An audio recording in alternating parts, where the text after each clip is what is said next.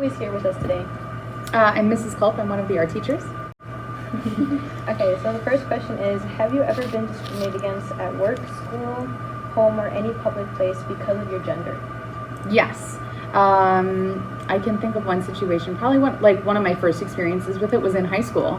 And I had a band director who was very old school and had really just really disgusting opinions of girls. Like, girls were beneath him.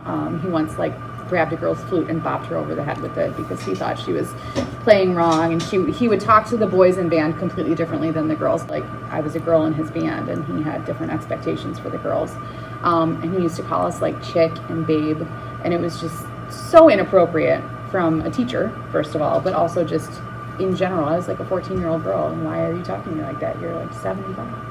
And he saw nothing wrong with it because he was a man, right? And it was not a big deal to him that he was essentially objectifying me at the age of 14. Have you ever been discriminated against at work, school, home, or any public place because of your gender? Yes. I worked at a big corporation, and it was just a lot harder. I didn't believe it, but once I was working and moving up through the ranks, I noticed that it is true that the men were definitely picked out because it was in a science field. So men got ahead a lot faster, and they did make more money.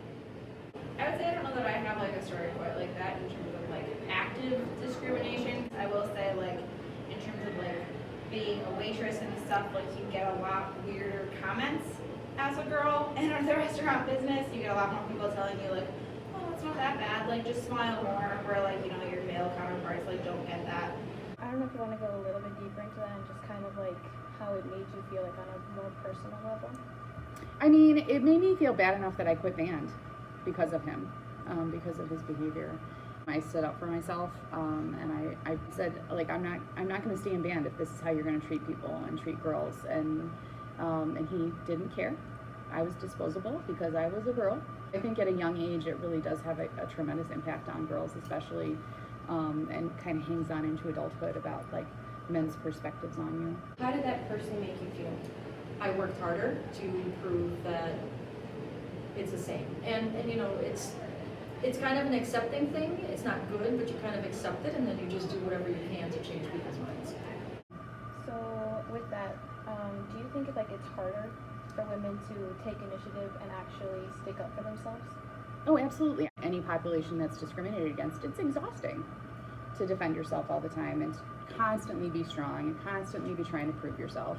So then the second question is, what do you think the largest issue or challenge women are facing here in the United States is? A big challenge right now with women in the United States is Roe versus Wade getting struck down, and the abortion bans that are going into place, and women not having bodily autonomy again. Who gets to decide how you handle your own body? Right. I think that's really appalling to me right now in our society is one thing. I feel women are definitely not kind of allowed as much leeway to have a bad day and show it.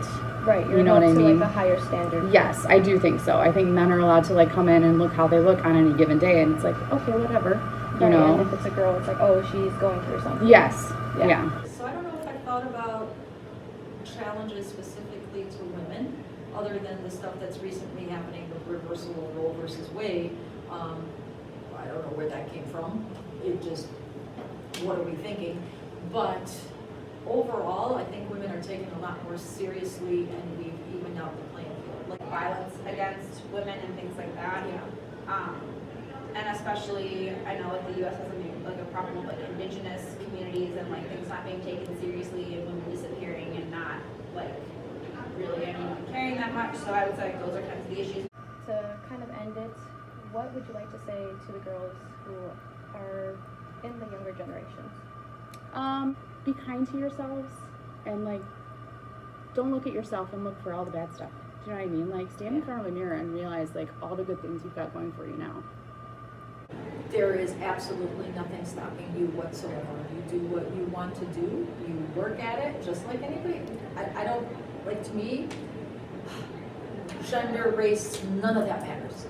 You are you, and you drive yourself, and that's where you succeed. Don't let anybody tell you different.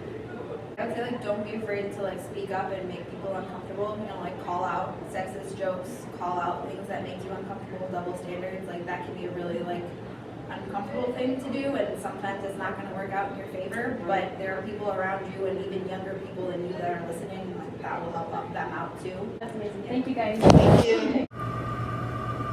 That's great. Thank you so much. You're welcome.